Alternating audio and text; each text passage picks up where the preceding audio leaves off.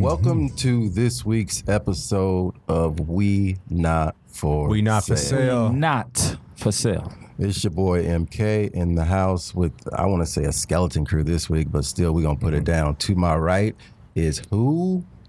You got West Strata. You dig? I'm in the building along with my brothers. It's blessed to be here. Had a great week. How about y'all? Bless, man. Yeah. That's right. And to my right, I got RJ Lewis. Hey, it's the one and only. Ooh. Hey. Came across clean that time. Mr. Yeah, Mr. To I you can't do guys it. that don't know. I can't do it. Yeah, I'm feeling great. Blessed week. You know, long but short week, if that makes sense to you. Got a lot accomplished. Feeling ready, man, to be here with the brothers, man, sharing knowledge and really just conversing about these current topics. And to my right, I got my brother, the fitness extraordinaire, Hey, what's younger up, y'all? Strata the Great. Hey, it's Jay, Estrada Fitness, a.k.a. Jay Wesley Snipes. Hey. You know, I've been in the sun all week. I've been getting my cacao on, you feel me? Yeah. I had to name something that was like organic. Yeah, you know, I got that cacao, you know what I'm saying, complexion going. And I'm feeling good, man. Still rocking the cornrows. Yeah. Come on, man. I ain't going to stop that. Still Kawhi'd out. That's my antennas. I got to make sure I keep growing those, you know what I'm saying, while I can. And then to my right, we got the one and only. We have the educator, the mentor, man, the legend in the house. Go ahead and introduce yourself. CMPJ. And guys, thank you, John Coleman, for the audience. Thanks for inviting me to your forum. I'm looking forward to sharing some important news for you and your friends. And thanks for inviting me. Yes, I like that. We always like to look forward and not Thank you backwards. for coming. All right, that's right. Hey, his name is John Coleman, but you know he's definitely a brother. So if y'all were wondering, Here you we know, go. John Coleman, man, he's definitely much respected in the house, and it's good to have you here, brother. It's good to be here. Thanks. So I wanted to invite, like I've always said as a black man, it's very important to have a figure in your life, you know, that I call him my mentor. I've been with him for many years. He's taught me a lot of things, and I think it's always important that we have someone in our lives that we can turn to that can tell us the truth. You know, and sometimes it's not always your parents, because your parents want to love you first sometimes and don't want to hurt your feelings. This man has hurt my feelings 1,000 times because he tells me the truth. So I appreciate you for being here today. So real quick, fellas, let's talk about some current affairs this week. Absolutely. And what I wanted to talk about is the Crown Act. It's taken effect in 2020, but basically it protects black hairstyles here in California. The governor approved it. And I kind of just want to get y'all take on that. I know there was something, I think this wrestler was back in Connecticut. I could have my facts wrong, but a few months ago there was a wrestler who had to cut his dreads, had to cut his locks, or he would have to forfeit the match. Oh yeah. So it's one of those things where, you know, I was reading something, I think the woman who wrote the initial bill was saying that she like Googled inappropriate hairstyles for work, and all she saw was afros, locks, Right.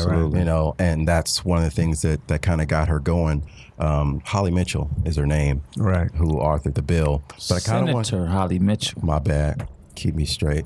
But, you know, Jason, obviously you run your own business, but you're sitting here today with the cornrows. Oh yeah. What do you think about this bill? Is this something that we needed in the community? Well, I think it's definitely overdue. I think it's something that we got to realize at the end of the day. We've always been looked at a certain way, and we've been looked at in a way where it's marketed to us not to be ourselves. And when you look at the history of the actual, you know, the thing that makes you feel like you're a man or in a woman, like I don't even want to say confidence, because I feel like that comes from within, but like how you view yourself, right? And you compare that to how the world views you, and you live in a world where you have to go to work, take care of your family, spend money, go to college, you know, hopefully, you know, get your degrees so that hopefully you can put into action some type of plan for your family, and then you're told that you can't look how you were raised to Right. look. You can't look like the girl or boy you grew up looking in the mirror. Right. I think that generation after generation after generation. I mean, PJ, you know, you 75 years young, so you know how that conservative African American family may have played an impact on. Hey, make sure you're clean shaven. Right. Make sure your hair is, you know. Yes. Yeah, and you could talk about that, but that's what the first thing I think about. But you should think about the last thing. Now, this really happened. I got a guy that was staying with me a while. He's going to Papua New Guinea to do his life. He's driving Uber. And since he was going to go to Papua, he thought it wise to let his hair grow out. He's African American. Hair grew out all over. It's all over his head. Wow. 3 times the Uber people or someone complained, and this last time he lost his job. They'll never hire him again. And he says, why are they doing that? And I said, look at your hair. Now think of someone in the back seat of the car, and they see you looking like a wild man, and there's flies coming in the car, some of it landing in your hair because I see that greasy goose stuff you put in your head, and it draws flies. People complain. He lost his money. He said, what should I do? And I said, be you. Right. And just try to get another job. So they're going to come at you another way. You see, it's not about what you think you have the right to do.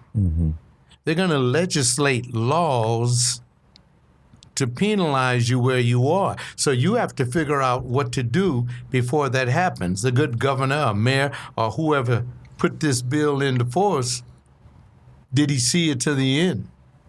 That's right. Because if you don't see it to the end, it's just a camouflage. It's just something put on top of it. They've been doing it to us for years.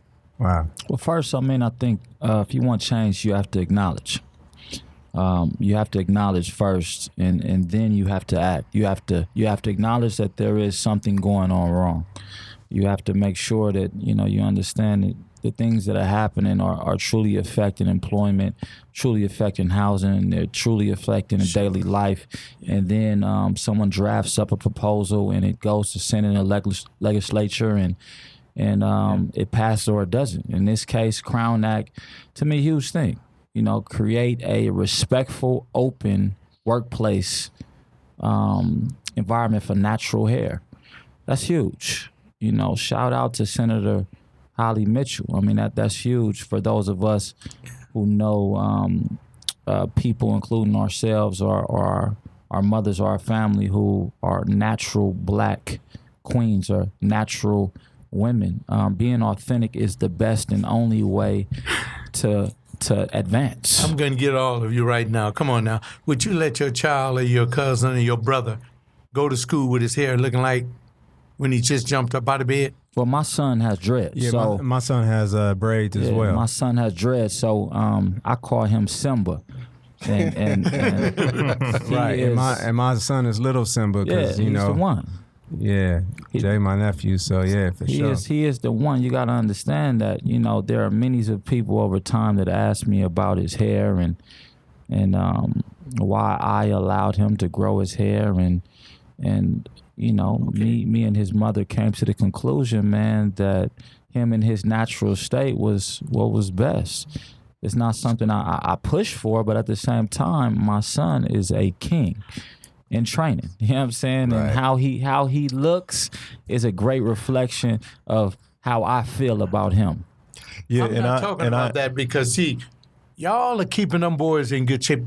Their hair looks nice. I'm talking about the ones in the inner city that ain't got nobody braiding it for them right, putting the wrong kind of chemical in there. Yeah. Yeah, Go ahead, Jay. yeah, and I believe, and for once, I think that with social media and, with everybody being kind of like sensitive and things affecting dollars, on an economic level, you had the situation where that wrestler was just humiliated. It was just like, in front of everybody, he couldn't even concentrate on his match because they cut his hair and that was whack, crowd. man. That was so whack. That went viral. So when you're affecting millions and millions of people, they had to look at that situation, which I think this decision derived from. So I think, like you said, PJ, you have to follow it through, because will this stop the way we are going to be treated in the future? I don't think so. No. I don't think so at all. I just think it's kind of like a cover up to make it seem like, as you've been here 75 years young, like it's something kind of like, to make us say, oh, okay, this system is for us, for the younger generation. These kids out here on social media spreading this, all these different issues in the world, it's gonna be a lot of change. So I think it's important to be groomed. When I had my afro, it was neat. Yes. I don't think I always like to say, like, I wouldn't send my kid to school musty. That's how he woke up.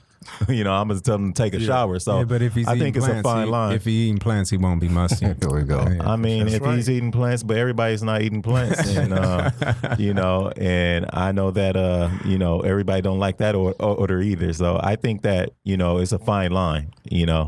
I think for me, when I look at it, I think so many others are intimidated by us. Yeah. I think when you see an afro, you see strongness, you see powerful strength. man. There's strength in the afro. When you see those braids, you think of Africa. There's strength in those braids. And I think what this law does is help to ease.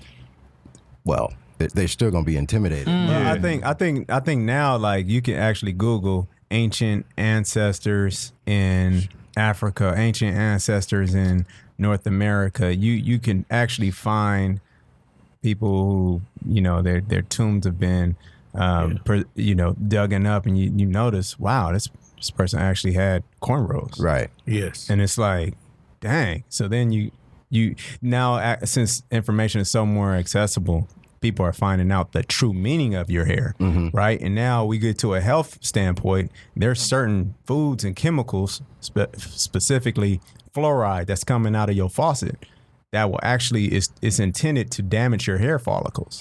And so many people don't even realize that they should have a shower filter due to the fact that they can actually preserve the meaning.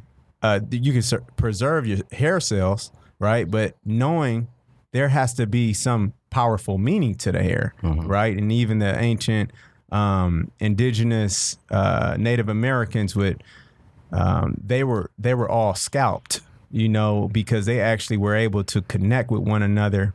They could feel each other's aura, and they could communicate because they all had long hair. And when they were actually being, at war, and they were at war with the colonials, the colonials figured out that they had a specific way of communicating, and that was by extension of their hair, which is their aura, which is their connection with It's the crazy. universe. Me and Wes, we have that same connection. We have waves.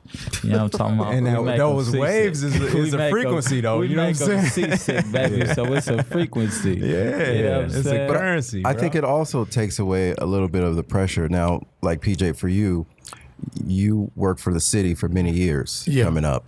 And back in the day, the afro was popular. Were you pressured to have a clean cut look working for the city? I mean, could this law stand back then when you were working? I have some of the pictures on my computer when I had my afro.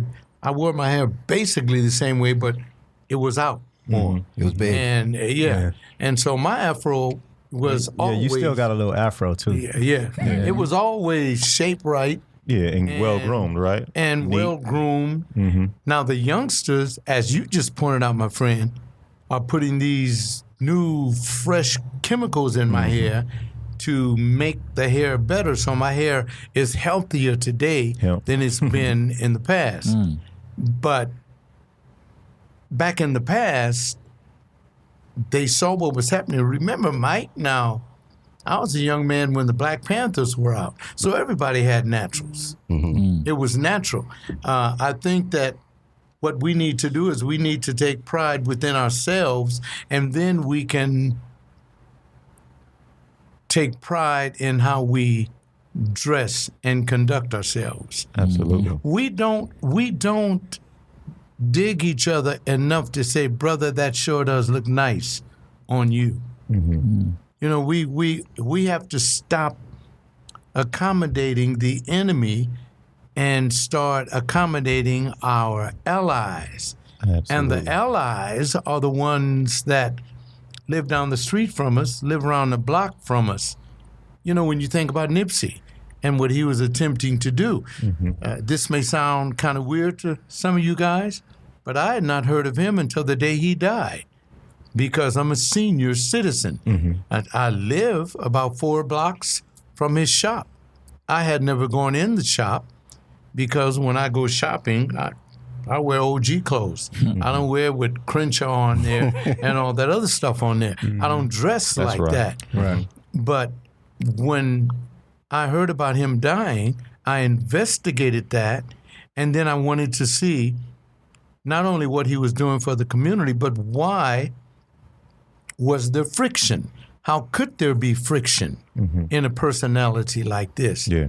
And Mike and I came down to the gist of the conversation.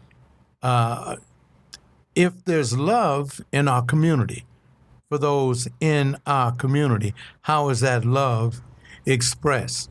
And if you don't express the love in the correct way, then you're not on the No Stress Express. You're on an express that brings you nothing but stress. And there's going to be more and more and more of it. Now, how do we alleviate that? If I can just share this, leave all the religiosity off of it. Religion, that has nothing to do with it. You know what it will take to reach any brother in your hood. Are you willing to put forth what it takes without regret? That's a bar. Powerful message. I mean, I'm Brother PJ. I'm not surprised that you haven't heard of Nipsey Hussle until his passing. I'm gonna bring religion into it. It's a focal point. A lot of people didn't know anything about Jesus Christ when he passed away, when he died on the cross. However, him dying on the cross set a standard of excellence that will be remembered by all. And that's important to me. And impact and influence has no distance, and it has no regulation of time. Nip living as long as he lived and you not knowing about him was no consequence to you knowing about him when he passed away. He influenced you at that moment. Oh, yes. And that's what a life is all about. That's why we all strive to make an impact while we're here. You know, because as Jason would say, that frequency, that vibration still lives on. And the impact that he made on all of us individually and collectively as a community, especially being from Los Angeles, will live on forever. Just as the impact of Jesus Christ dying on the cross set the stage and set the mark for the independent value, you know, of forgiveness to come into this world in a completely different way than it was beforehand, you know, which is kind of ironic. And I think that where that takes me is like, he's not dead to me. You know what I'm saying? Neither is anybody who I've ever lost in the physical. I've experienced, you know, and knowing Nipsey, meeting him, speaking to him, I always connected with people's spirits. And I think that once I shift my brain to connect with you on a spiritual level, then you're always with me. I could hear his voice.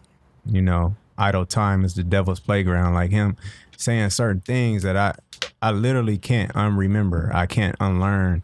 And I'm thinking like, yo, I can apply that to my life like right here. So I think that when someone says that they never heard of him, maybe you haven't heard the name, but I mean, his wave, his You felt him. His death, yeah, his type of his impact on the community was very huge. But I think also too, he took it to another level, not because he was someone who was just bright in the way he expressed things, you know, in answer form, but more so the way that he shows vulnerability by expressing things within his curiosity as a growing young man, just like us all, you know, having that curious mindset. And he always kept himself there. Like, he was a thinker. He was always asking questions. You know, he was always wanting to learn, wanting to figure out, you know,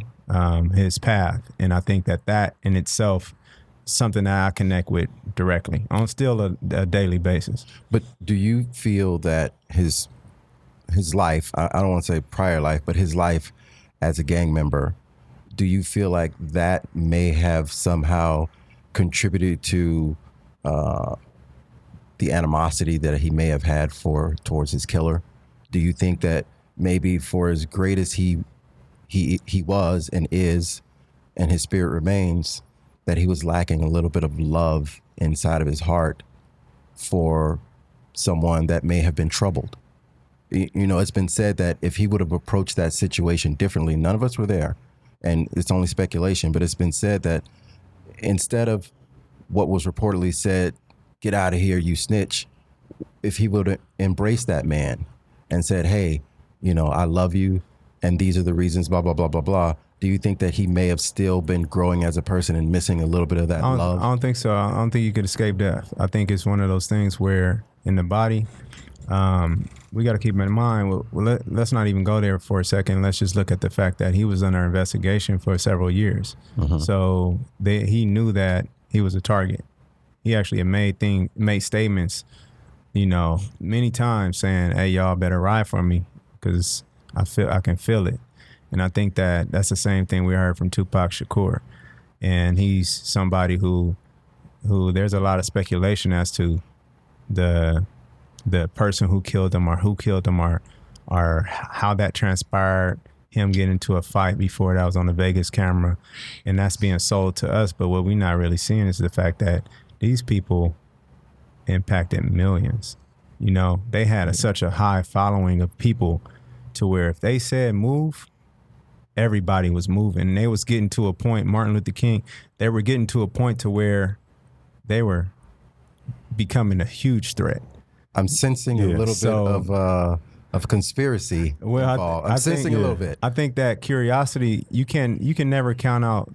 I always tell people, never count out the government, ever. Okay. Never count out the people who've been the mass manipulators and the artful deceivers, because at the end of the day, we're living life as they presented it to us. We're not living a life that is natural to us. Mm-hmm. You know, we all are caught up with this matrix, you know, however you want to call it. But this isn't something that's natural to us. So we always going to be in conflict with one another. Are you saying us as black people? No, as a people. Okay. We're always going to be, that competition is never going to end because we in a capitalistic environment. So I don't care if you say I'm a Crip or I'm a Blood or I'm a musician or I'm a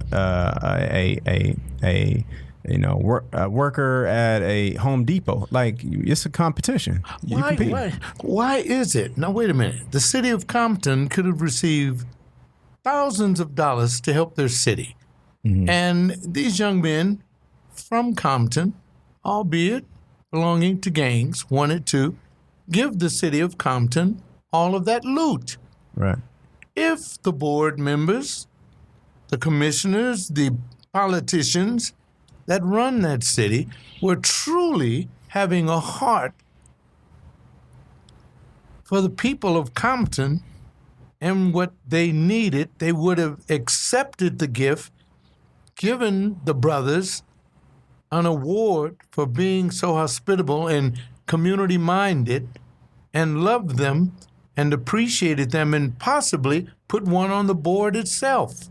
Yeah, it shows you that, you know, politics is very strong in our community, and Politics. politics. Yeah. That's good. That's good. That's good. They're doing a lot of tricking, and you know, from the fact that he wanted to rally rival gangs to actually come together, Yes. and actually, clean up the city, put effort towards, just building our communities Yes. when it came to our potholes, and Right. And we're talking about Chico Brown, from what I read. Yeah, was yeah. kind of spearheading this. Shout out Chico to Brown. Big Chico. And he just wanted to do something for his community, because you got to think, when it comes to gangbangers and ex-gang members, they all want to do right by their people from what they consider they wronged their people before, for all the mistakes they made in the past. So let the man right his wrongs, and I think that for him to be denied just shows you the type of greed that we always had as a culture and as a community.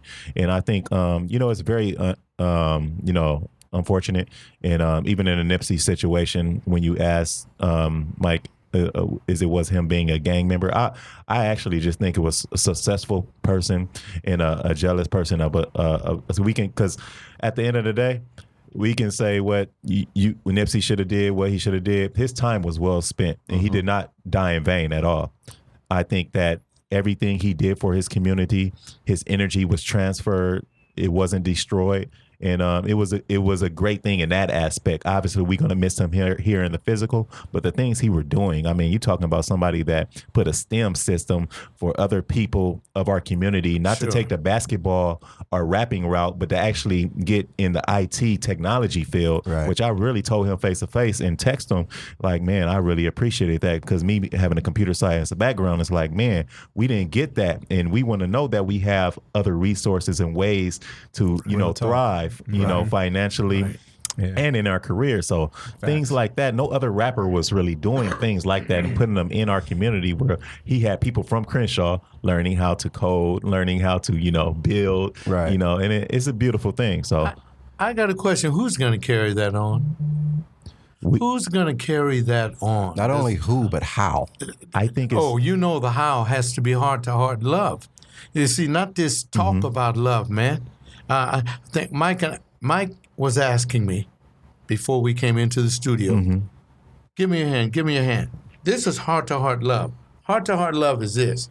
Now, absolutely. If I were walking down the street with him, holding his hand like that, and people saw us, and we were having a conversation, laughing and talking. Yeah, it's a man grip, by the way, just so y'all know. It is a man grip. Yeah, he's it's a squeezing man my grip. hand right See, now. but that's heart-to-heart love, because what I'm trying to show is you're not afraid of touching the other brother and let him touch you. You feel his heart. You know who you touching, man.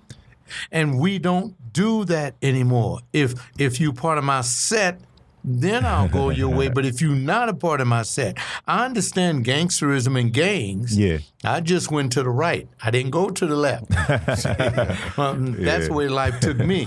But the point is, if you have a heart-to-heart, look, you can carry on what Nipsey was doing if you do it in honesty. Mike, that answers your question.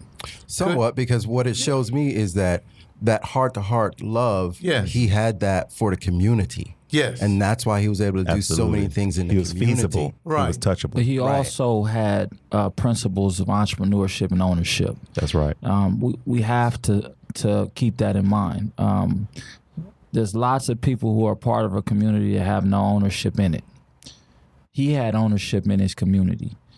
He not only was from there, he implanted himself there and made himself more than just relevant. He made himself a staple in the community by constantly giving back and constantly being there physically. The travesty in his death is that he died in his community by being there and trying to do something positive. Your question, MK, in terms of him, the application process of the hood, and how that spills over into life is very simple to me. Every man, what's least talked about of Nip to me is the fact that he was a father, okay? And there are God-given duties, and then there are man-made duties. And all of us who have children are assigned to those kids as a God-given duty. And at some point, man, you have to fall back on a simple reality that being around is a detriment. Just being physically around certain environments is a detriment to your calling. Mm-hmm. And I think the more you tap into that, the more you understand that, the more you desire to be at the right place at the right time. I'm in agreement with Jason. There's absolutely no running from death. It's absolutely no running from that time. What I'm telling all the listeners, if you hear me and hear me clearly, what I'm saying is be where you're supposed to be and be exactly what you need to be in every moment, man. And don't second guess the idea, of being yourself. And don't be afraid to die. To piggyback on that, I think something that we always look around and people, you get to a point to where you hit a certain level of consciousness, and you like, man, like for a while, like I was afraid to die. Mm-hmm. Yeah. When we all raised by strong Black mothers and fathers, Right. Like they taught us to have a certain level of fearlessness, that if we were doing the right thing, if our heart was into it, and this is what my mother and father instilled in us, and me and my brother, if as long as we did it, with all of our heart, be proud of that, and don't let anyone ever take that from you. And I think that if you have that bit of curiosity to want to push the boundaries a little bit, something is inside your DNA speaking to you. It might be an ancestors that's awakening in you. And if you don't answer that call, if you stay asleep, then I feel like you're not living out your true purpose, because it's always going to be burning inside of you. And many people do, unfortunately, they experience a lot of distress and a lot of defeat mentally, because they continue to sell out. And meanwhile, this burning desire, you got this message that's inside of them that they're afraid to let out because they don't want to die. And we're here to tell you that, just like our brother Nipsey, is that your energy is going to be here forever. Your influence is going to be, your impact is always going to be here. Mm-hmm. And that's something that no one can take away from you, but they're afraid to let you know that. Can you guys realize that we older guys feel the same way about Malcolm that you guys feel about Nipsey? Oh, absolutely. We feel exactly the same way about Martin. Yeah. Exactly the same way. When I said that I had never heard of him, it's because there's so much of the music out there and of the entertainment, and I don't have a television in my home. Mm-hmm. I look at the computer for news and things like that. Absolutely. I've seen enough of that. I don't need to be entertained. So I didn't say that negatively. I'm just saying, well, I knew nothing of his life, but all that I've heard is that he was helping people in his community. And my challenge to you guys, because it's one thing for us to talk about it.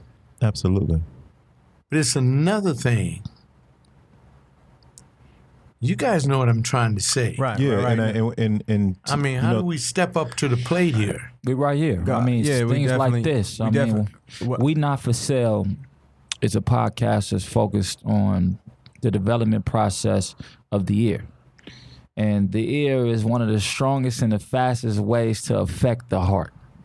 And I'm not saying effect, I'm saying affect the heart. And affect being as though an action. Mm-hmm. We desire to empower our listeners, man, to act upon the subject matters that we talk about on a weekly basis.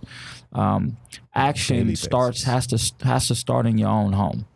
A lot of us have the propaganda of changing the world from the outside, but what I'm telling you is, if you're not changing the world in your own home, if you're not leading your own family first, you can certainly never lead me or my son or anybody else. Right. And also to piggyback on that, when you have some of the most prolific, and Nipsey, he was definitely a prolific artist, so was Tupac Shakur, so was B.I.G., so was Eric Easy Wright, so was So is Kendrick Lamar. So is J. Cole. You have these artists, and I call them poets because they're able to take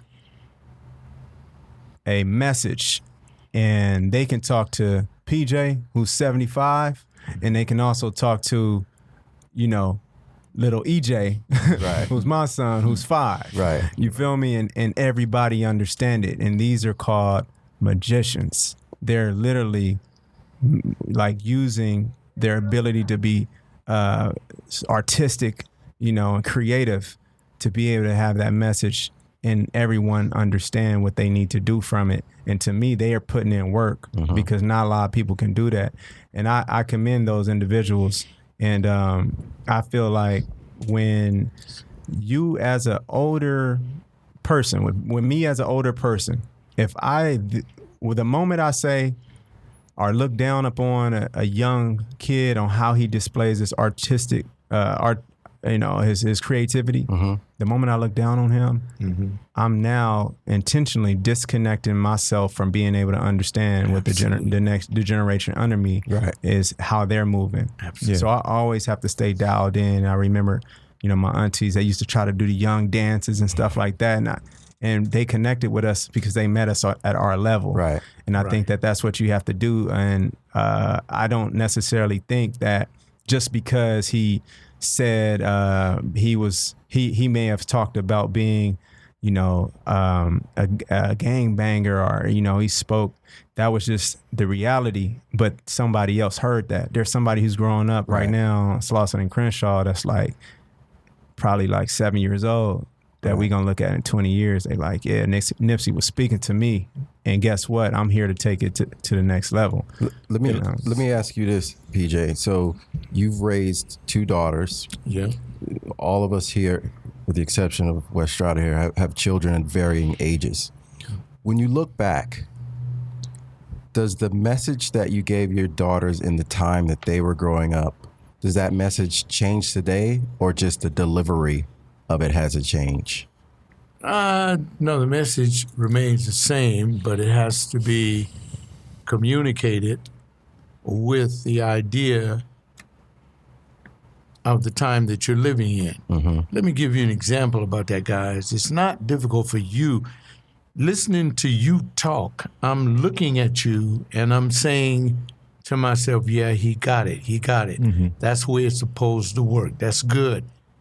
These boys are raised right. They all got it. They in with it. You're doing what I did, but we're facing different issues. Right. I'm looking at, at the time when I raised my daughters, men still had a chance to accomplish much in our society. But now, since my oldest daughter will be 50 in September, and my youngest daughter is 48, I have grandchildren going to college. That's right. And they're raising their children the way I raised them. So the tradition goes on. That's right. It goes on. You can tell when the tradition goes wrong in a family when that family member turns out to just do something criminal that is beyond what the family has taught and raised that person to be. Everything remains the same but the time that we live in. Like when you look at y'all's president, see. Like I said, y'all. And I said y'all's because he's not mine. That's right. This is a man that does not represent me, but the office that he holds. Now, this is old school talking. Ought to always be respected. Now, that's hard for your generation to do that. But we do that because respect is what we had to demand as we went through the bull crap of being free. That's love too. I always say treat people with your. Yeah, you could say the BS word too. Oh, okay. I didn't know whether I could be real with you. Yeah, we're not governed by the FCC. Shit, Absolutely, fuck, man. Shit, fuck. Yeah, we're not going to go ahead, get in there, Josh. And I always say, I've been trying to get in for a minute. I'm losing so many. Jason taking over the mic. It's all good though. But yeah, I really want to say, and that comes from love and respect. You know, and you treating people with your manners and Right. not theirs. You know Right. what I mean? And that's very important. And when you say what are we going to do, or what is our generation doing, because I'm not just speaking of us at this table. You know, we're the 10%.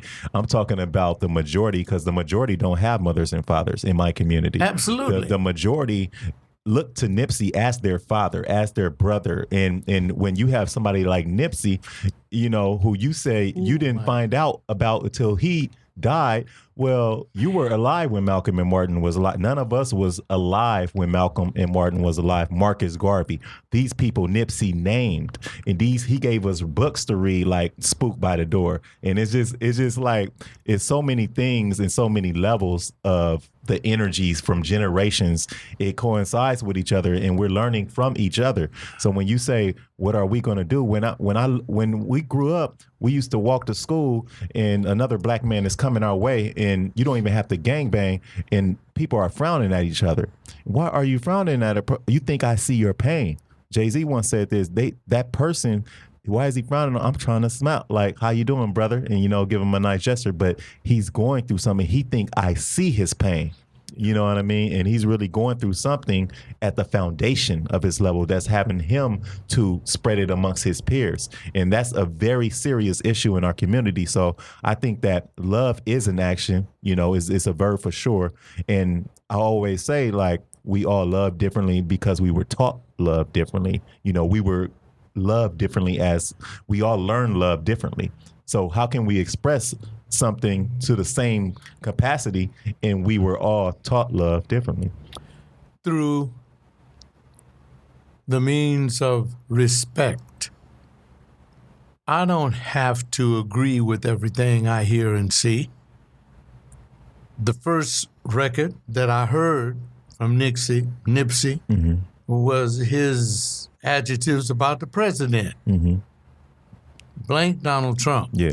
And I said, who's this? Yeah. And the guy came by and said, this is Nipsey Hussle. Mm-hmm. I said, are you sure this wasn't a conspiracy? See, now that's the first thing that came into my head. Yeah. Because That's being what they want old you to school, think. and when you talk about people like that, that's the chief of state Mm-hmm. in certain other environments, Russia or something like that, you won't be heard from. Mm-hmm. You just disappeared off the scene. But here in this country, and I'd love to hear you guys' opinion on this, because we were cautioned. As a matter of fact, I was thinking about this. One of the main reasons that I resigned Mm-hmm. from being a pastor was because of the bullshit that the church played. There you go. I He's in called it a now. pastor He's in friend it of now. mine, Mm-hmm. and I said, why you have those people coming in 4, sometimes 5 Sundays out of the month, taking all their money, and their lives never get better, That's right. and you got them singing them same old jacked up songs Mm-hmm. about Jesus that you don't even know how he looked. You don't even understand the African expression that existed years before Christianity came on the scene. You don't even know that St. Augustine was black and that he kept running to the street of whores because of his issue that he had with loving to make love to women. I said, but you're not teaching them that, but you're taking all their money and building this premise. And I couldn't take it any longer. I never did that. He knows because he was a part of that. That's right. I Like that. never did that. I was telling those people the truth that I saw from my master's degree in theology, whatever that means. But I love black people enough to say, I won't be coming back next week. I'm done. You keep your money. You spend it on you. Give it to your families. And to protect that family line. It cost me everything. And that's why I asked you guys almost an hour ago, what you gonna do? What are you gonna do? Because somebody's gonna have to do something. And I'm gonna just kind of All right. back you on that, because we talk about we not for sale, and just personally, and we didn't talk about this, but when he says this cost me everything, literally it cost him everything. Yeah.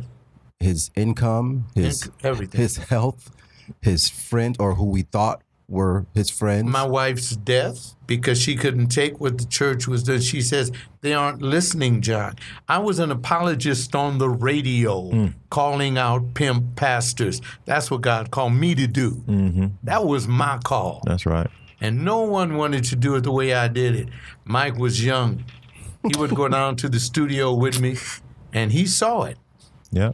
Yeah, a lot of callings in the Word of God come with sacrifice. And yes. there is no greater sacrifice than being a martyr for the kingdom. And being a martyr is not something that anybody complained about.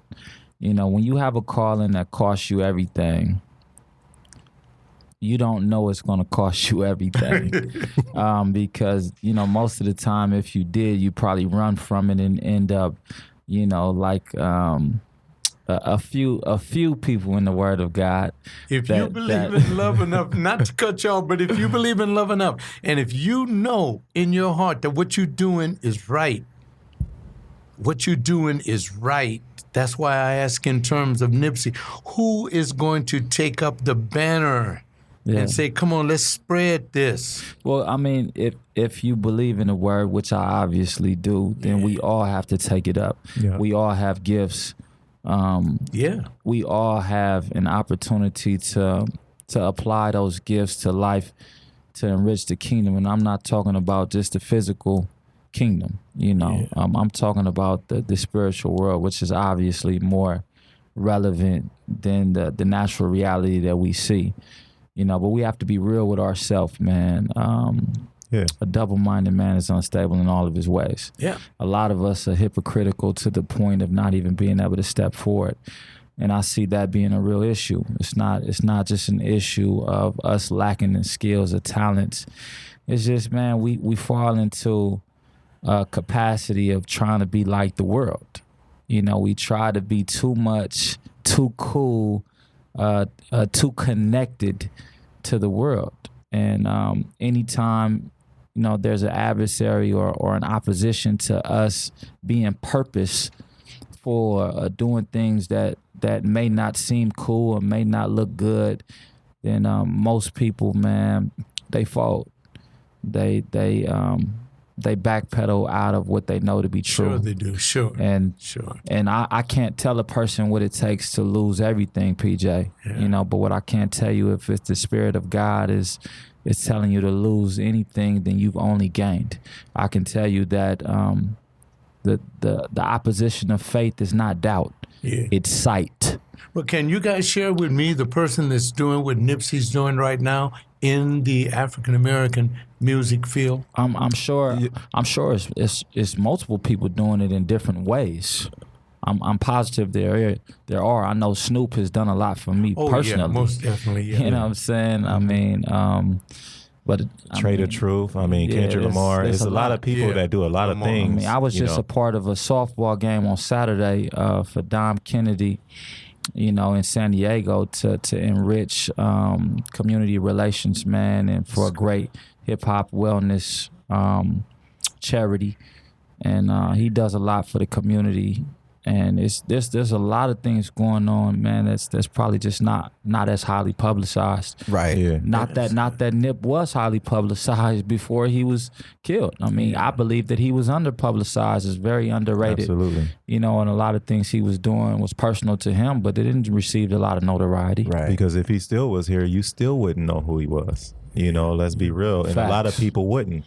He was his name, his brand, his character, everything, his morals. He has a certain code. It's not just what he did, but it's how he carried himself, the people he touched, and how he lived by this certain code and had these ethics and principles, that he lived by. There's a lot of certain words. He wasn't perfect. Don't get me wrong, as none of us are. Of course. But he really had like all of us, on a certain level where we thought outside the box. We're gonna go like when you have somebody who is actually has a patent on the actual technology where if you scan the barcode on a shirt you buy at his store, it actually streams content and it changes every week. This is like an innovator. This is someone who's really doing things that we haven't seen before, and that's inspiring the next generation. So I'm actually working when you say, what are we doing? I'm Yeah. doing, what he's doing, but we all have to do that and more.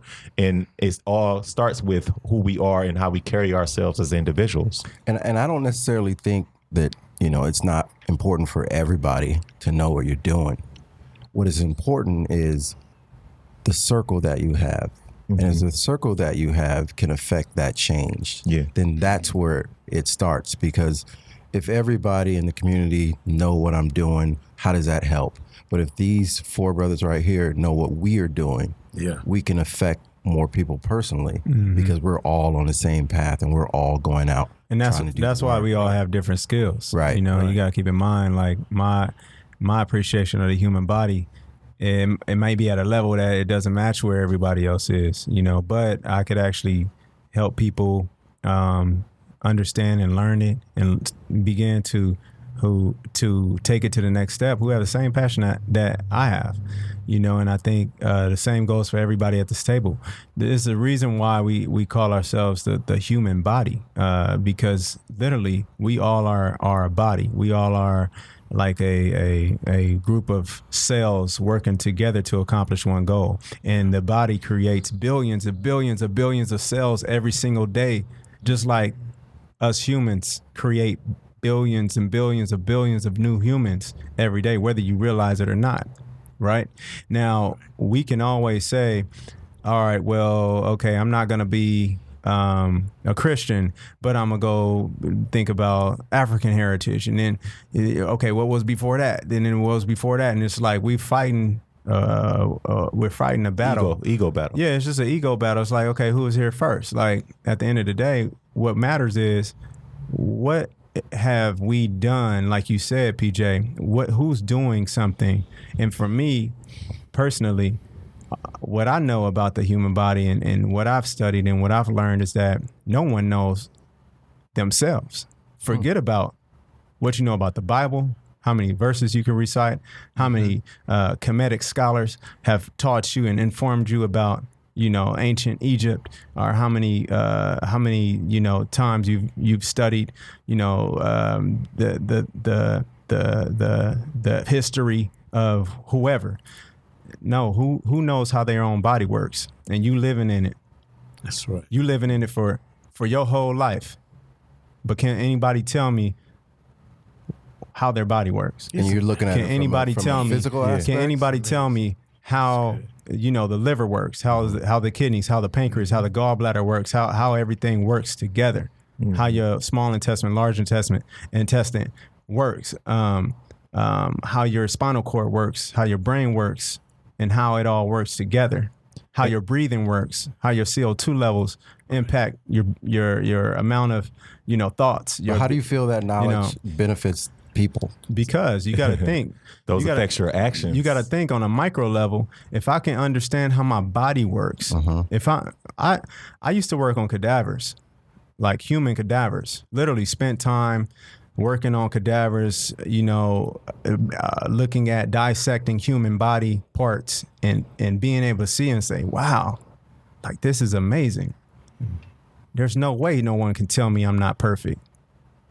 I don't want to hear nobody else say that. I'm gonna keep pushing that line, because when you fall on the ground and you scrape your elbow, you don't tell your elbow, okay, go ahead, create a scar. It does it, and it does it perfectly. When doctors can only give you gauze and tape, they can't mimic that. When you're not telling your heartbeat to beat every day, you're not telling your skin to grow new skin, you're not telling your body to create new cells, you're not telling your body to adapt. And I think that ability of the human body should also correlate to the way you see the world. So therefore, no one can ever tell you that I don't have it, I've lost everything. Because there's no such thing as losing everything when you came to the world with naked. Man, I'm so Bare. glad, Jay, you said this, man, because you just glorified my God today, boy. Hey, listen. And you know what, man? I'm so Hey, what's proud that? What of they you, say? man. Arm, leg, arm, head. I'm That's so all. I'm so proud of you, Whatever you Jason. want to call it. If you wanted to just come on here on this Sunday and glorify my God, I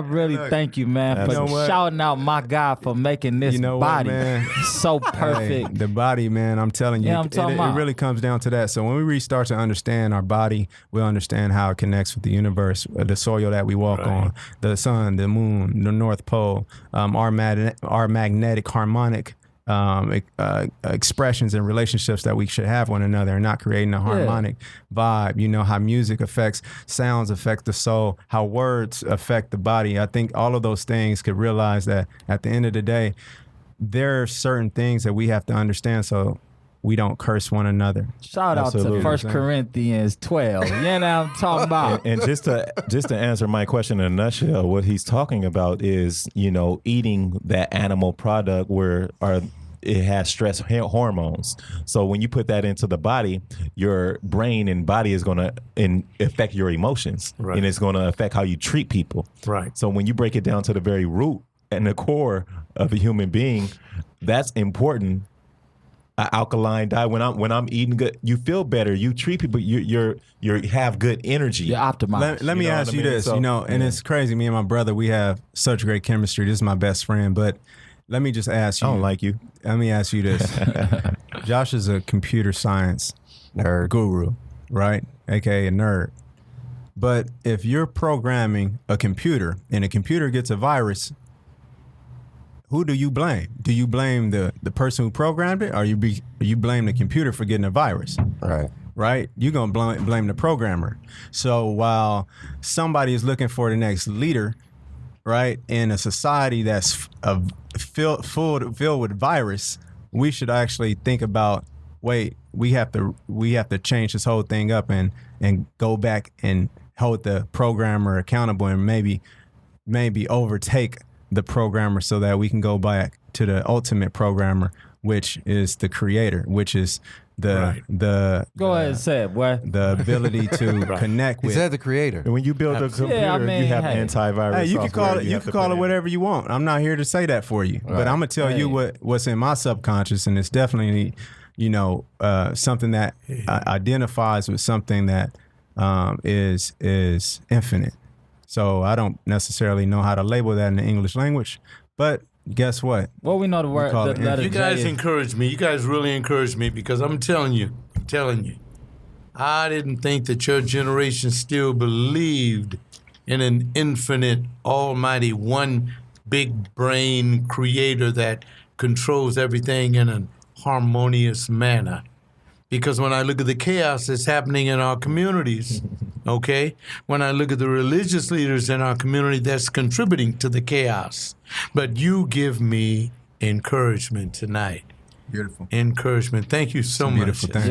Yeah, absolutely. And I just want to go back to the perfect and being perfect. When I say that nobody's perfect, I just mean everybody makes mistakes. You know what I'm saying? If I cut somebody else out, I know that's a flaw for no reason. You know what I mean? I know that's a flaw of mine. And even though I may feel like I was in the right, I may have could articulate it a little better or a little more loving. So, you know, the lack of love, you know, creates that imperfect in us all. So I'm about to just not eat meat anymore. Man. Get your rest. Third eye open. And also, break down that sleep too, though, Jason. Break down the sleep, though. Well, sleep is actually where most of your reality takes place. Believe it or not, when when the human body is asleep, that's when your brain is at the highest level of activity. That's true. It's optimized. So what they say, roll your boat gently down the stream, merrily, merrily, merrily. Life is but a dream. This is just a dream, and we're talking through a stream right now. And it's brought to you by We Not For Sale. We Not For Sale. And that's at We Not For Sale. That's WEKNOTCELL on all social media. DM me, baby. All right, at We Not For Sale. We Not For Sale. Check this out. Honey Mike. John, we do this thing where we usually give the last minute of the show to someone to talk about whatever they want. But you only get a minute. Okay. Because you are our guest, I'm going to give you that. We call it the Busted Minute because Busted's not here, but he's not here. So I'm going to give you 1 minute. Shout out to Busted. Yeah, shout out. I'm going to give you 1 minute to talk about whatever you want. All right. For 1 minute. Capsulize this meeting. Go for it.